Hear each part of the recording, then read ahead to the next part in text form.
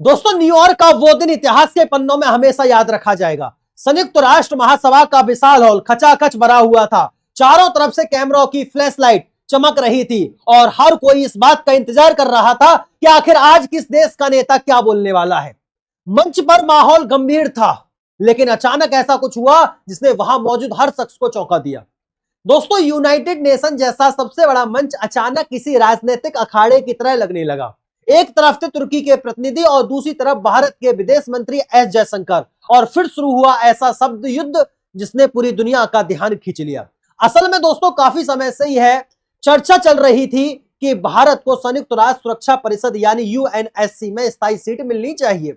भारत दुनिया का सबसे बड़ा लोकतंत्र है, सबसे तेजी से बढ़ती हुई अर्थव्यवस्था है, अंतरिक्ष से लेकर रक्षा तक हर क्षेत्र में अपनी ताकत साबित कर चुका है। ऐसे में भारत का स्थायी सदस्य बनना कोई चौंकाने वाली बात नहीं होनी चाहिए, बल्कि यह तो समय की मांग है। लेकिन यहां कुछ देश इस विचार का समर्थन करते नजर आए, वहीं कुछ देश ऐसे भी हैं जिन्हें भारत को आगे बढ़ना बिल्कुल रास नहीं आ रहा है, और इन देशों में सबसे बड़ा नाम है तुर्की।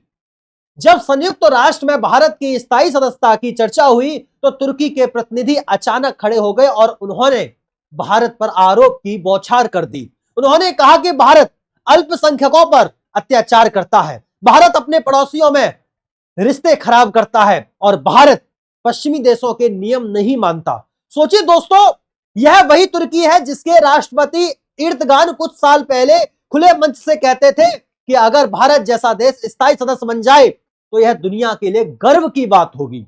लेकिन अब वही तुर्की भारत की राह में रोड़े अटका रहा है। लेकिन असली खेल तो यहां से शुरू हुआ दोस्तों, जैसे ही तुर्की ने यह आरोप लगाए कि भारत के विदेश मंत्री एस जयशंकर खड़े हो गए। पूरे हॉल की नजरें उनकी तरफ थी। वहां मौजूद लोग जानते थे कि अगर भारत चुप रहा तो यह आरोप दुनिया भर में चर्चा का विषय बन जाएगा।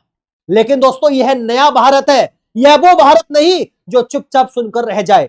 एस जयशंकर ने माइक उठाया और तुर्की को उसी की भाषा में जवाब देना शुरू कर दिया। जयशंकर साहब ने सबसे पहले तुर्की के दोहरे चरित्र को उजागर किया। उन्होंने कहा कि जो देश खुद आतंकवादियों को पनाह देता है उसे इंसानियत और मानवाधिकार का पाठ पढ़ाने का कोई हक नहीं है। यह सुनते ही हॉल में तालियों से गूंज उठा। फिर उन्होंने और भी कड़ा वार किया। उन्होंने कहा कि तुर्की को दूसरों पर उंगली उठाने से पहले अपने घर को देखना चाहिए। वहां महिलाओं की स्थिति क्या है, अल्पसंख्यकों के साथ कैसा व्यवहार होता है और इतिहास में किस तरह अर्मेनिया और ग्रीक समुदायों को मुश्किलों का सामना करना पड़ता है। जयशंकर के यह शब्द किसी तीर की तरह सीधे निशाने पर लगे और तुर्की का चेहरा उतर गया। दोस्तों, यह कोई साधारण जवाब नहीं था, यह उस भारत की आवाज थी जिसने ठान लिया है कि अब किसी भी मंच पर वह दबेगा नहीं। नया भारत सिर्फ अपनी सुरक्षा नहीं करता बल्कि वार करने में भी पीछे नहीं रहता। जयशंकर ने इस जवाब ने न केवल तुर्की को चुप करा दिया बल्कि दुनिया के उन देशों को भी संदेश दे दिया जो भारत के खिलाफ षड्यंत्र रचते रहते हैं। लेकिन ड्रामा यही खत्म नहीं हुआ दोस्तों। पाकिस्तान हमेशा की तरह अपनी पुरानी आदत से बाज नहीं आया। उसने फिर से कश्मीर का मुद्दा उठाया और इस बार उसने ओआईसी यानी इस्लामिक देशों के संगठन में एक बैठक बुलाई। इसमें पाकिस्तान, तुर्की, अजरबैजान, नाइजर और सबसे बड़ा नाम सऊदी अरब शामिल था।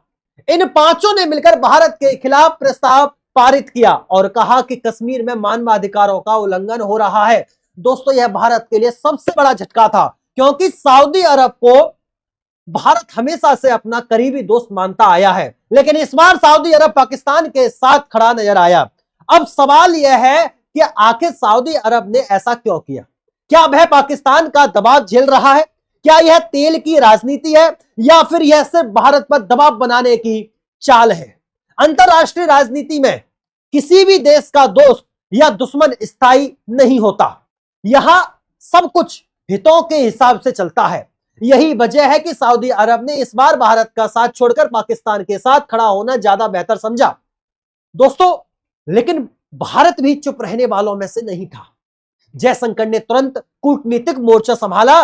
न्यूयॉर्क पहुंचते ही उन्होंने सिर्फ 2 दिनों में 12 देशों के विदेश मंत्रियों से मुलाकात की। इनमें अमेरिका, सिंगापुर, नीदरलैंड, श्रीलंका और मालदीव जैसे देश शामिल थे। इतना ही नहीं दोस्तों, उन्होंने यूरोपियन यूनियन और ग्लोबल साउथ के 25 से ज्यादा देशों के साथ ग्रुप मीटिंग भी की। दोस्तों यह कोई छोटी बात नहीं है, यह दिखाता है कि भारत की डिप्लोमेसी कितनी मजबूत हो चुकी है और कैसे भारत अब दुनिया के हर मंच पर अपनी पकड़ मजबूत कर रहा है। इस बीच पाकिस्तान और तुर्की के आरोपों का भारत पर कोई खास असर नहीं पड़ा दोस्तों, बल्कि उल्टा असर यह हुआ कि और ज्यादा देश भारत के साथ खड़े हो गए। जयशंकर ने अपने बयानों और मुलाकातों से साबित कर दिया कि भारत अब वैश्विक राजनीति में साइड कैरेक्टर नहीं बल्कि लीड रोल में है। दोस्तों अगर आप जरा पीछे मुड़कर देखें तो पाएंगे कि हाल के वर्षों में भारत की विदेश नीति पूरी तरह बदल चुकी है। पहले भारत को एक सॉफ्ट स्पोकन नेशन माना जाता था जो कभी ज्यादा खड़ा रुख नहीं अपनाता, लेकिन अब तस्वीर बदल चुकी है। अब भारत अपनी ताकत दिखाने से डरता नहीं है, चाहे गलवान की घटना हो, चाहे जीवीसी की मेजबानी हो या फिर यूएन का मंच हो, भारत हर जगह अपनी शर्तों पर खेल रहा है। और यही वजह है कि कुछ देश भारत को रोकना चाहते हैं। तुर्की और पाकिस्तान जैसे देश जानते हैं कि अगर भारत स्थायी सदस्य बन गया और उसे वीटो पावर मिल गई तो उनकी आवाज दब कर रह जाएगी। वे दुनिया की राजनीति में भारत के सामने कभी भी खड़े नहीं हो पाएंगे।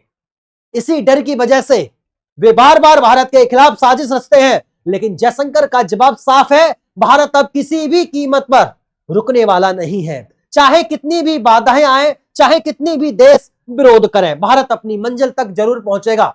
दोस्तों इस पूरी कहानी का सबसे बड़ा संदेश यही है कि भारत अब किसी भी मंच पर अकेला नहीं है और ना ही किसी के सामने झुकने वाला है। आज का भारत वही पुराना भारत नहीं है जो बस सुनता रहे और चुपचाप आगे बढ़ जाए। अब भारत सवालों का जवाब देता है, चुनौतियों का सामना करता है और हर आरोप का करारा जवाब उसी मंच पर देता है जहां उसे लगाया जाता है। तुर्की और पाकिस्तान जैसे देश आज भी सोचते हैं कि वे झूठ फैलाकर कश्मीर का नाम लेकर और सस्ती राजनीति करके भारत की राह रोक सकते हैं, लेकिन वे भूल जाते हैं कि अब भारत 21वीं सदी का भारत है। यह भारत अपने आत्मसम्मान के साथ समझौता नहीं करता, यह भारत अपनी छवि को धूमिल नहीं होने देता और यह भारत अब किसी का मोहरा नहीं बनता। आज जयशंकर जैसा नेता उस भारत की पहचान है जो दुनिया को आंखों में आंखें डालकर जवाब देना जानता है। उनकी एक एक बात ने न सिर्फ तुर्की की बोलती बंद कर दी बल्कि उन तमाम देशों को भी आईना दिखा दिया जो भारत के खिलाफ षड्यंत्र रचते हैं। दोस्तों अरब जैसे देश पाकिस्तान के साथ खड़े हुए तो भारत ने तुरंत कूटनीतिक मैदान में उतरकर दर्जनों देशों को अपने पाले में खींच लिया। यह कोई साधारण उपलब्धि नहीं बल्कि उस डिप्लोमेसी की मिसाल है जिसकी गूंज पूरी दुनिया सुन रही है। दोस्तों यह समय है जब हमें अपने देश पर और गर्व करना चाहिए। भारत की ताकत दिन ब दिन बढ़ रही है और यह केवल आर्थिक या सैन्य ताकत नहीं है बल्कि राजनीतिक और कूटनीतिक ताकत भी है। आज भारत की आवाज सिर्फ एशिया तक सीमित नहीं है बल्कि वॉशिंगटन, पेरिस, लंदन, टोक्यो से लेकर अफ्रीका और लैटिन अमेरिका तक गूंज रही है। यही वजह है कि संयुक्त राष्ट्र जैसे मंच पर भी भारत की दावेदारी को अब कोई नजरअंदाज नहीं कर सकता।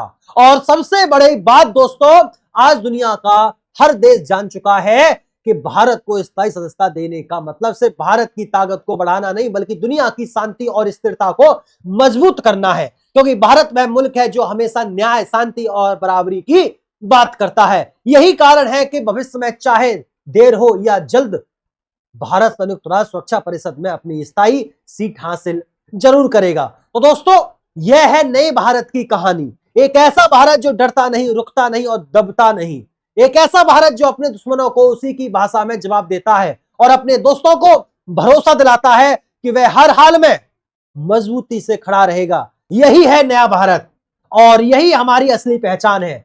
अब आपसे सिर्फ एक निवेदन है, अगर आप भी मानते हैं कि भारत का समय आ चुका है और भारत को कोई ताकत रोक नहीं सकती तो इस वीडियो को ज्यादा से ज्यादा शेयर कीजिए, चैनल को सब्सक्राइब कर कमेंट बॉक्स में पूरे जोश के साथ लिखिए भारत माता की जय। जय हिंद, जय भारत, वंदे मातरम। क्या आपको लगता है क्या भारत को वीटो मिलेगी या नहीं मिलेगी?